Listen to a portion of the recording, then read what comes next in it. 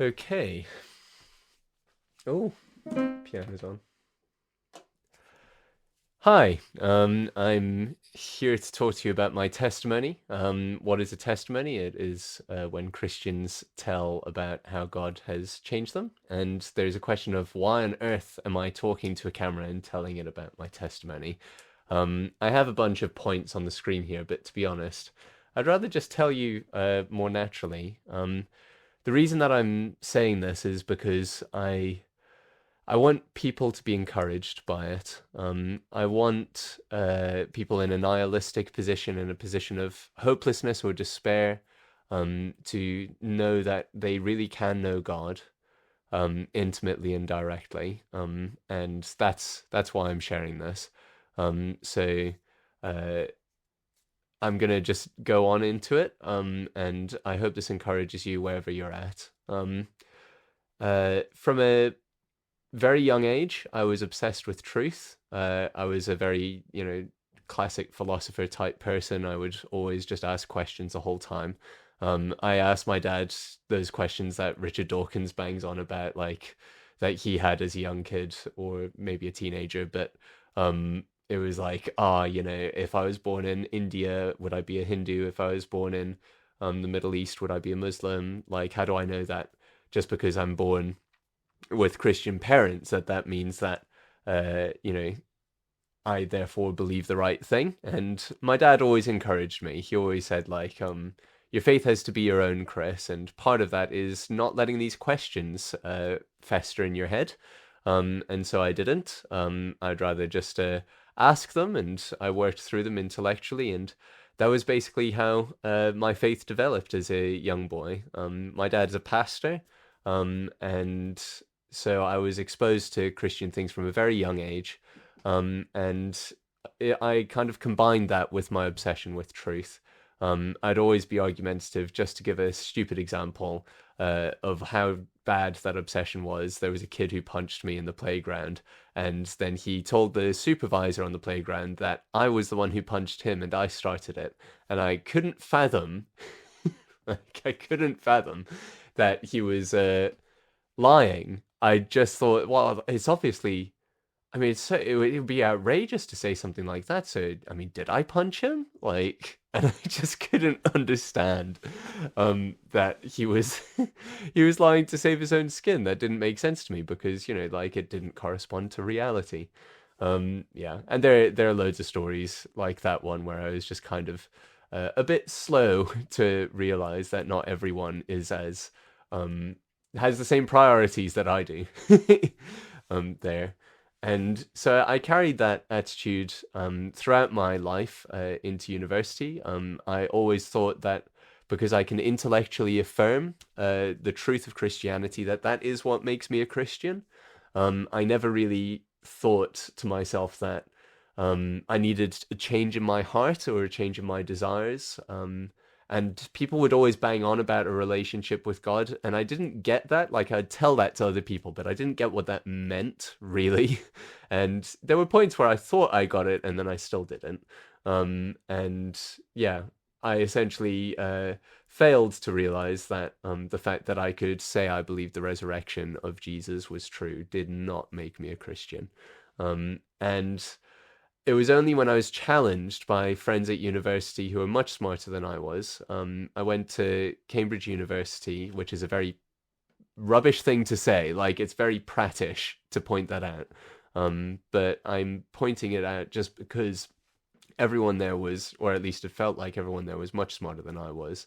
And God used that environment to kind of crush me, basically. But in the best way possible. Like, he showed me, um, yeah, that I had completely and utterly depended on myself for everything, and that I actually couldn't sustain my belief in him just by using simple reasoning or simple facts. The way this happened was my nihilistic thinking friends would ask questions about reason itself, about even our senses, whether we could trust our senses, like how do you know you're not in the Matrix or whatever. They would just be so skeptical about things that I hadn't really thoroughly questions. It's not that I had didn't have questions like that in the past, but I kind of thought I dealt with them. But their way of thinking, they weren't even there for my second year, but their way of thinking got into my head. And so at the beginning of my second year, I prayed to God for wisdom, because there's this verse in James, which will be on the screen somewhere. And that verse says how if we pray to God for wisdom, He will give to us without finding fault. And I thought, well, you promise it, may as well like, try it out. Which is silly because in hindsight, God's a person. He's not some kind of slot machine that I can just be like, oh, I'm going to try this out. But He does make a promise, so I prayed it, and I immediately was struck with a sense of dread. And that was like the second year of my university, about 2015 into 2016. I think so. Or maybe no, maybe even 2014 going into 15, around that time. One of the summers there. And no, I think it was 2015. And I was just overcome with 2014. I was overcome with this sense of dread that I couldn't shake, and I started writing notes to myself because I was just like, man, I can't know anything. I can't know if God's there. I can't know what's real anymore. And I was in a very dark place. I could barely function, barely get my essays done. It's it was a hard time.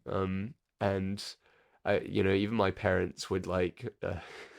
They were so kind to me. They would literally sit with me while I was doing my essays and stuff, but to just make sure I got my work done. And it didn't help that I was doing a philosophy of science module because those people will also ask those same questions, and and it's ironic because like I'm now doing a PhD like in philosophy of science.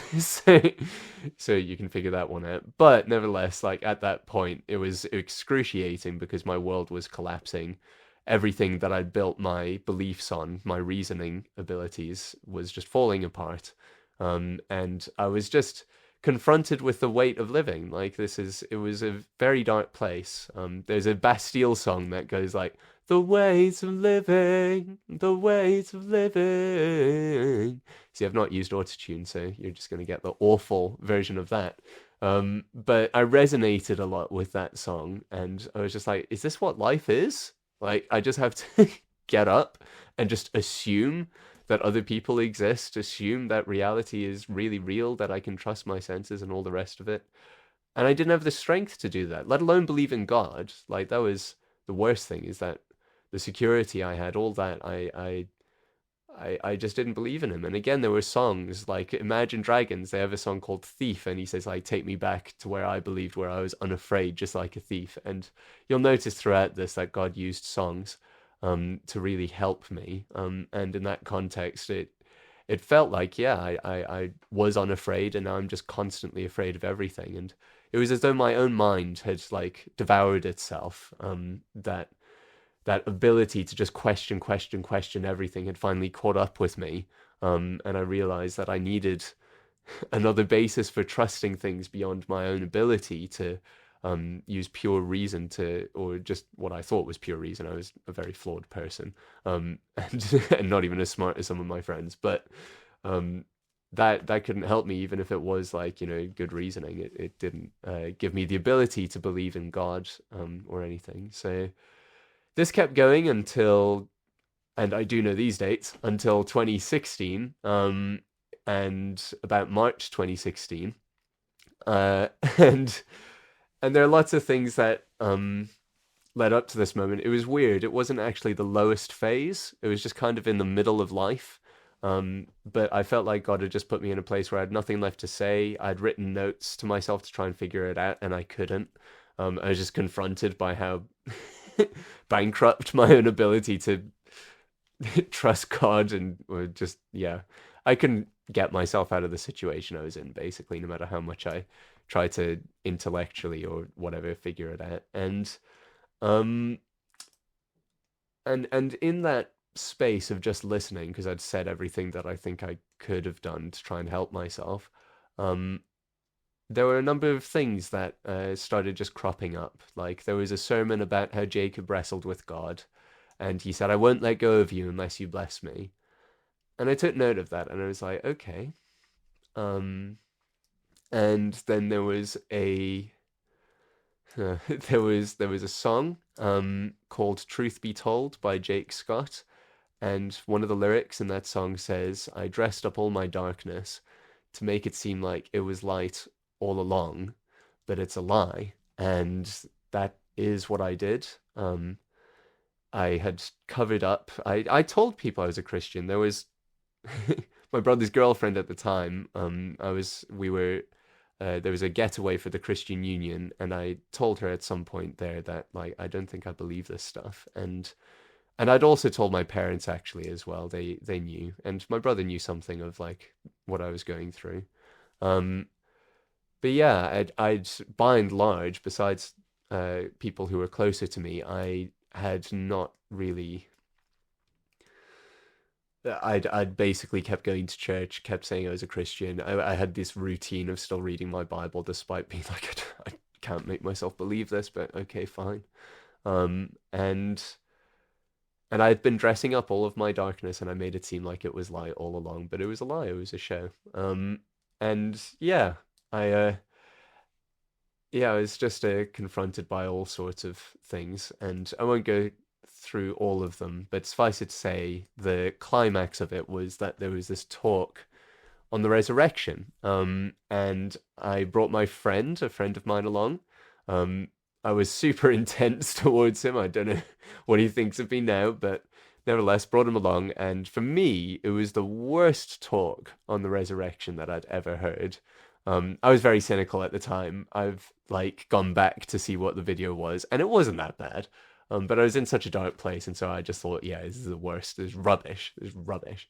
The guy was like, I don't know if he was trying to like he just seemed a bit afraid or whatever, or nervous, and I was just mean. um, and and yet at the end of that talk, I think God reached me. It wasn't even my friend who I brought to the talk, like he reached me. and and I just thought to myself, like, if Jesus is alive, maybe he can bring me out of the pit that I'm in. And and he I remember having a talk with my friend after that point, and just he had these strange objections, and I was like, I don't know, I'm not sure there's much weight to when you really recognize who Jesus is. Like, you may as well just turn to him. And that was what was on my mind. I can't remember exactly what the conversation was at that point, but I just went home afterwards and I got on my knees again. I'd been praying. This is like over a year later after I prayed for wisdom and the dread came in. I'd been praying a lot, and like maybe there was less dread that came in, but I was seriously weighed down, and emotionally not much changed. I think I didn't go completely insane, and maybe that was an answer to prayer, but other than that, prayer just didn't seem to have the effect I wanted up to that point. But this night I got on my knees, and it felt like if I don't do this now, I don't know if I'll have the opportunity to again. Um, and I just told God things that I knew I didn't have the strength to confess in myself. I did not have the ability to give him my dependence on my own mind and my own reputation, and whether or not I was funny or seen as clever or whatever. I couldn't give those things to him. And yet that night, I had the strength to do so. And I think it was because I knew if I did and he didn't do anything about it, I would be destroyed. I would just be undone. I would be completely done. Um, so I'd need him to come through on it. And I was like, you know what? I don't care. I don't know what I'm gonna do. I don't know if I'd end up like being just yeah awful or suicidal. I honestly I don't know. I don't want to say that I would, but it was a chasm that it felt like I suddenly was like, no, I'm gonna try and cross. And so I said to him, I don't you don't promise an easy life. You don't promise a Ferrari. You don't promise any of that, but you do promise a changed heart. And I wish I had mentioned earlier, but one of the passages that I had read recently was Romans 1, and it said about how God's wrath was revealed in the fact we are darkened in our ability to see him and almost enjoy him as God. And that's weird because that's not like what people think of when they think of God's wrath. They think of hell and damnation and, judgment day and all that stuff. But this passage is saying that we don't enjoy God, and that's also his wrath. We don't see him as he is. And that's what I needed. I needed to see him as he was. So I just said, like, but you do promise, instead of an easy life, you promise a changed heart. And he promises that through the cross. I didn't understand how a Middle Eastern guy dying like, what is it, 2,000 years ago, had anything to do with my situation. But Roman says that Jesus bore the wrath in my place. So if he did that, then maybe that means I could enjoy God again. And I wanted to know his beauty, and that's what I wanted. I wanted rest, and I wanted my rest to be found in him. I wanted to be satisfied in him. I wanted to enjoy him so much that I'd be willing, come what may, like, whatever it takes. And that was like, whatever it takes, I want to want you so that I'd enjoy loving other people. So, because I didn't love people before, I was very narcissistic, very narcissistic. I mean, I'm uploading this video now, and I'm sure a part of that is motivated by selfish and narcissistic reasons. Um, but that's all I knew up to that point. I didn't even know how to love people. I just wanted them to like me. And and I'm not saying I'm over that, but that's all I had. I just had no love. And I gave all of that to God for what seemed to be like an hour of prayer, but it was probably only like half an hour, and everything in me was saying, go to bed, you need to be up for your deadlines, you need to do this, that, and the other. And it was just impossible to just stay in that one place. But I was like, no, I'm not gonna let go of him unless he blesses me.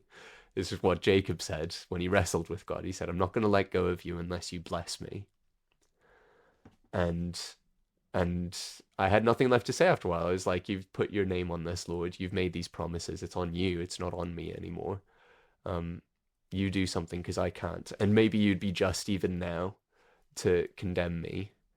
Even now, you'd be just, despite me thinking that I'm holding on to your promises. Even that is flawed. It's all going to be flawed. But look, your name is on the line here. It's your glory. So just please do something. And I had nothing left to say. And I and I got up and I took a shower, as you do. um, and and then this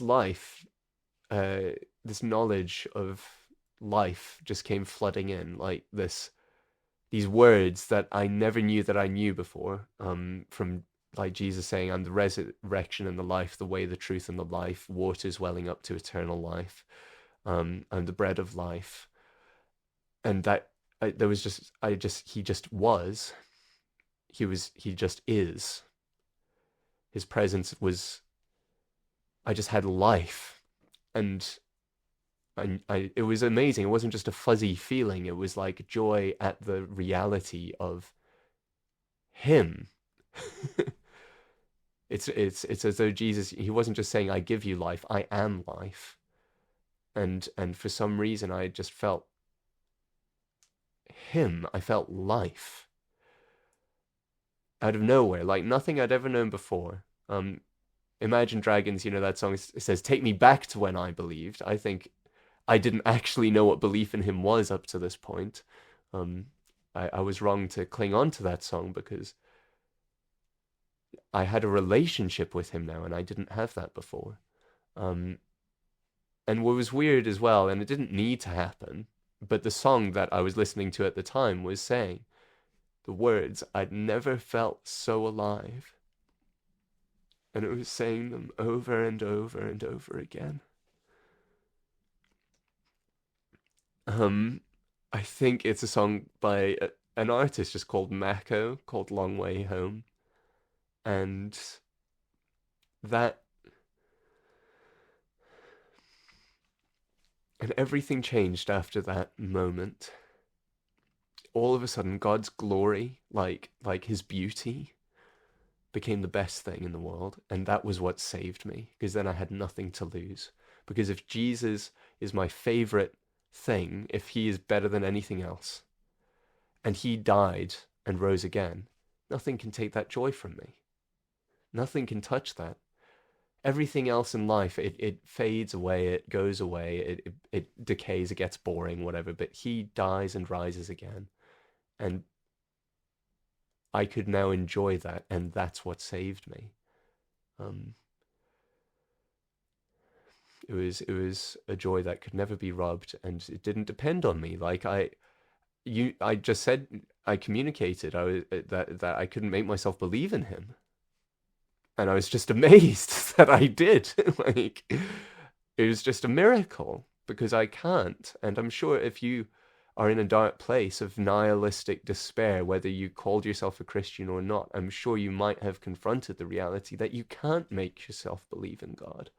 But Ephesians says faith is a gift. It says that by grace you've been saved through faith, and this is not your own doing, not a result of works. It's a gift of God. It's a gift you can ask for as well, and that's I guess something to say, is that this promise is open to anyone. It's not just me. It's not just personal me with my personal testimony. It's open to you.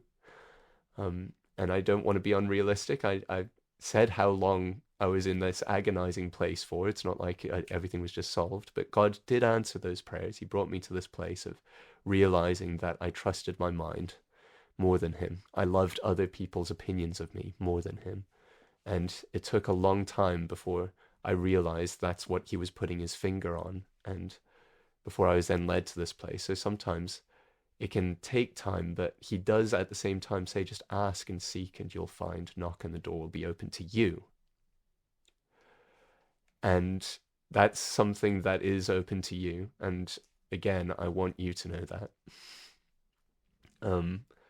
wherever you are, because it's everything. He is everything. And everything changed after that night. Everything changed.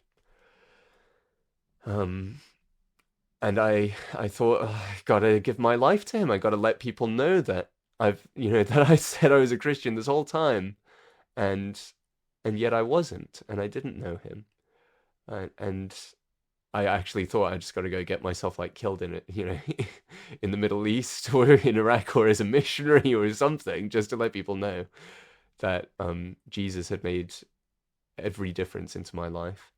And I think the most consistent change then was that there was now a pleasure in God's will and in loving people that there didn't used to be.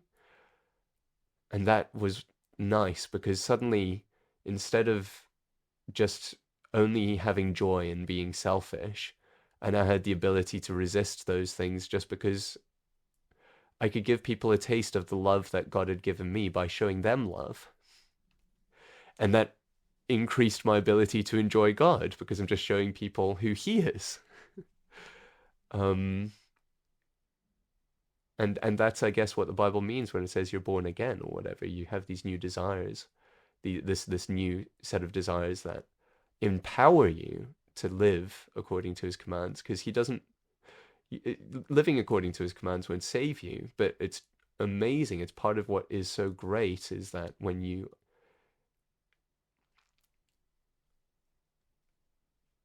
it's the joy in loving others and in knowing and loving him is yeah, it's I couldn't have done it. And I still can't do it. And I guess the last note I would say is that he's been faithful up to this day. It amazes me. It was 20 years of my life. I'm 27 there, and that was in 2016. So 6 years since then. But for the first 20 years of my life, thinking I was a Christian, praying, thinking I was a Christian, but not having actually given God my trust and my own cleverness or whatever.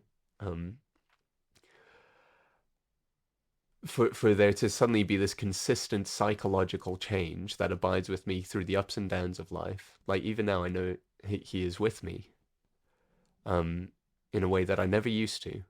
He's just been faithful the whole time, and I'm not saying it's been easy. It's not been easy. Life is hard, and it gets harder in certain ways. But yeah, and the way to illustrate it was I felt hungover the next morning, and and I felt awful. I was like, oh, all that change that I thought God had done, and it's like, oh, what's happened? I feel terrible, and I just prayed again, and suddenly the presence, the life, the joy, and the resurrection of Jesus, and who He is, and the knowledge that I'd been reconciled to Him, it just came flooding back.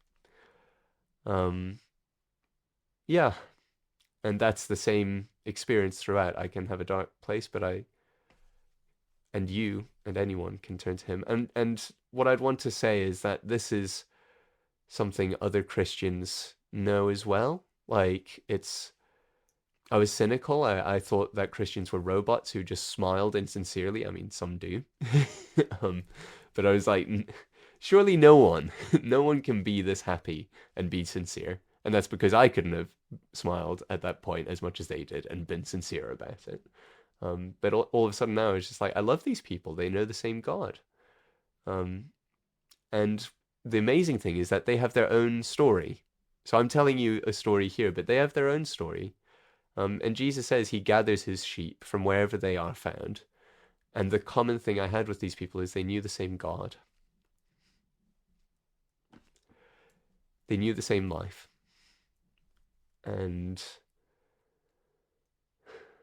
there was unity there. And there was joy there, and there was love there. And it's amazing how that answered all those prayers about not being able to love others and all the rest, just in one unified experience of knowing God. All those prayers about existential crises and having assurance and dealing with nihilism, it just all happened simply through loving and knowing the love of God. And I'm not saying that again in a place of, oh, look at me, I've gone through this special thing. Well done, good for you, Chris, that's nice for you. But to say that this is a normal thing in the sense of the Bible says that when you love God, and you naturally then are led to love your neighbor as yourself because you know His love. He loved us first, and that's how we love others. And anything else about the Bible, talking about rest, talking about peace, talking about assurance, flows from that relationship with God, that single union with God. Yeah, it just all fits. All these things that had been so painful, suddenly it was easier to bear those things. It was easier to, life no longer had a weight of living anymore. There was a joy. Hardship, yes, life is hard. Longing, yes, there's still longing, but the difference is there's now a knowledge and a joy in God. So that's my testimony. My prayer is that this encourages whoever watches it. You don't have to, maybe you don't like it. It's not for me to determine how you react to it, but I pray that it would be helpful to you. And yeah, that God would encourage you through it and help you be brought to that joy in knowing Him. So all the love to you guys. I know that I don't know who's going to be watching this, but genuinely, yeah, and hope you have a wonderful day. Obviously, it's evening time here. And yeah, God bless you very much. Bye. Yeah, more serious, so I'm not going to have as stupid an outro, but yeah, bye.